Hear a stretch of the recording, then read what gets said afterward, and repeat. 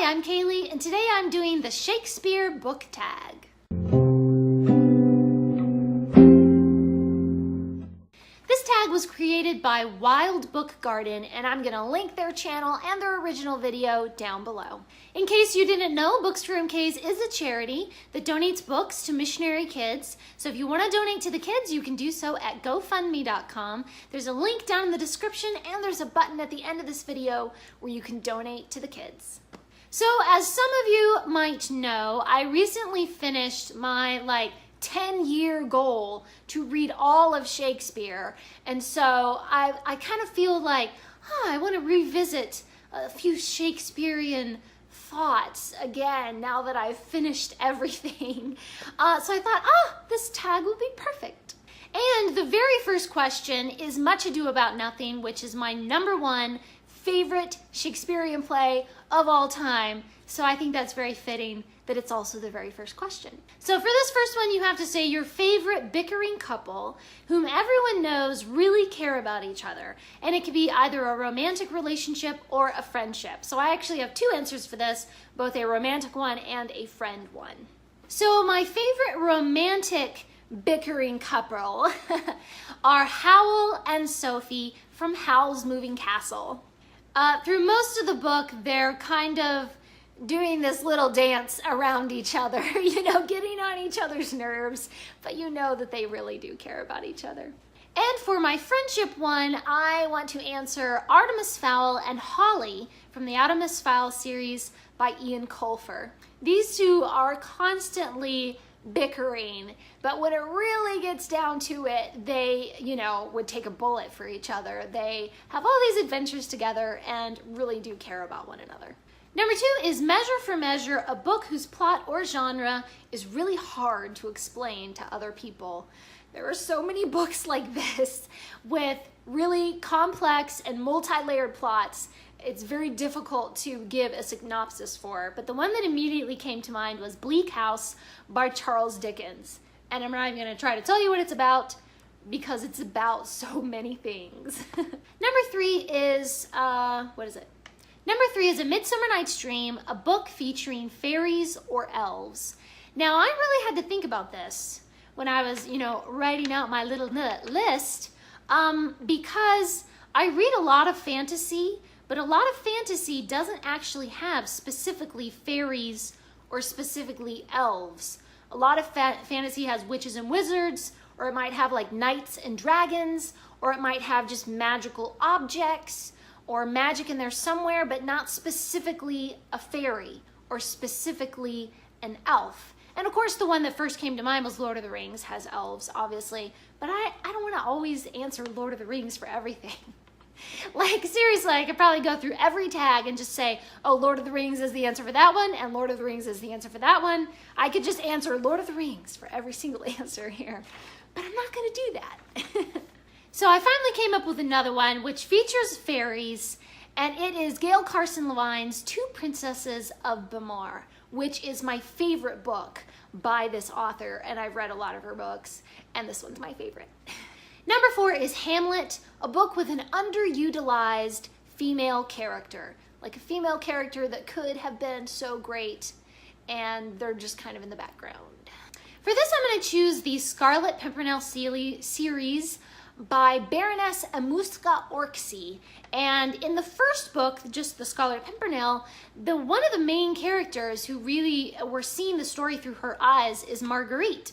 And she's a wonderful character, and she's incredibly complex and beautiful and fierce, and she goes through all of these, character development and changes and everything. I mean, she's the one who propels that story forward.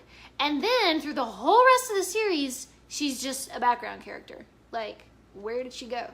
You could have used her in one of the other 17 Scarlet Pimpernel books, and we do not really see her ever again. Yeah.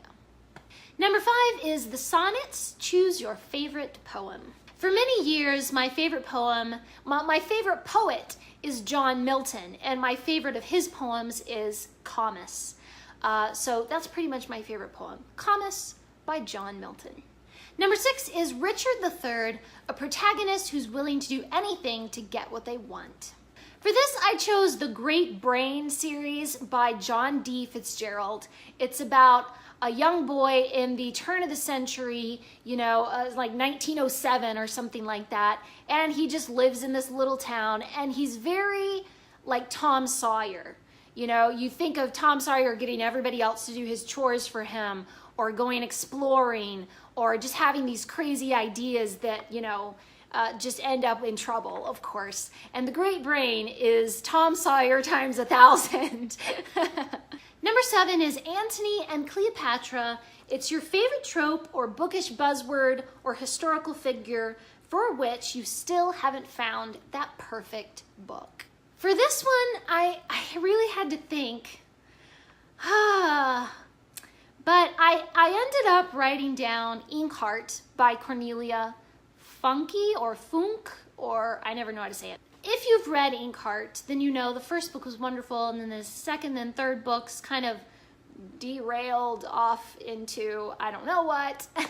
But the whole idea behind Inkheart is that Maggie has these powers. When she reads a book, she can read people out of the book or read people into the book.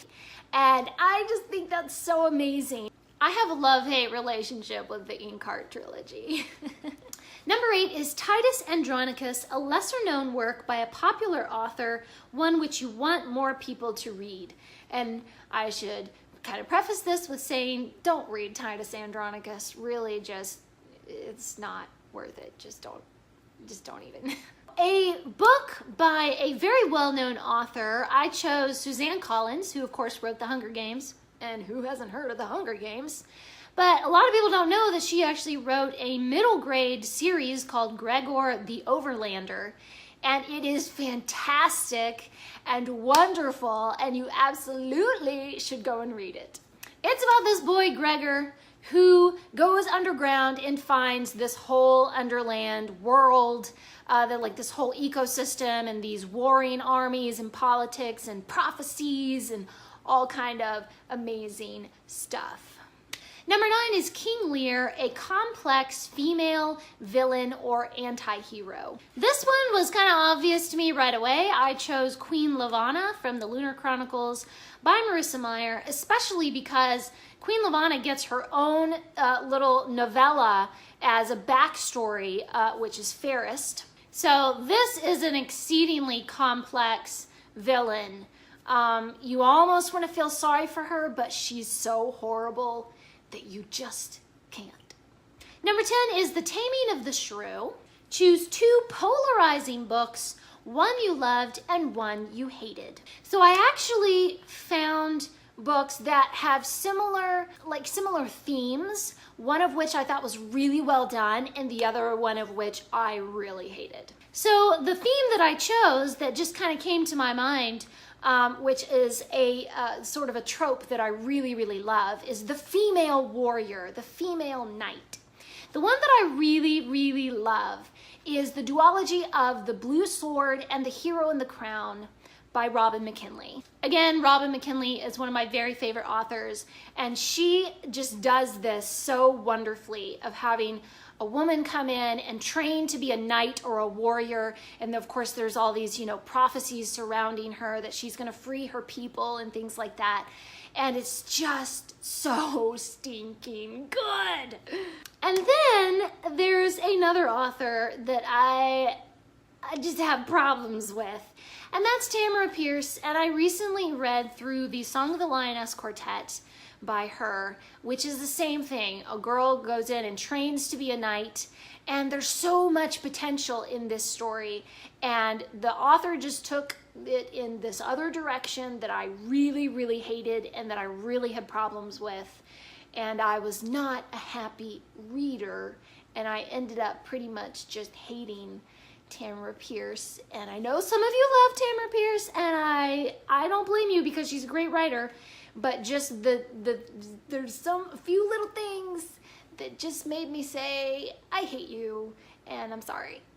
Number 11 is a quote from Puck from Midsummer Night's Dream, I believe. Give me your hands if we be friends. And this one is just that you have to tag some people. And normally I don't tag people because I'm lazy. But this time, I actually have people to tag. Huh, I'm so proud of myself. I actually put together a list of people that I actually want to tag. So I'm gonna tag 5 people. I'm gonna tag Jaina from Penguin in a Blue Box, and Charlie from Reader Turned Writer because she is my very dear friend, and Katie from Books and Things because she is so stinking smart and I just have to know what she would answer to these questions. Josie from Books and Ballet because I think she's absolutely adorable, and Sarah from Library of Sarah because she is also my dear BookTube friend. And that is it for the Shakespeare Book Tag. Please leave me a comment down below and let me know what would you have answered to some of these questions. And also recommend to me any other books that you know of with female warriors or female knights, because I don't have enough of that in my life, people. I need more books about female knights. Thanks for watching. Please subscribe, and remember, the right book in the right hands at the right time can change the world.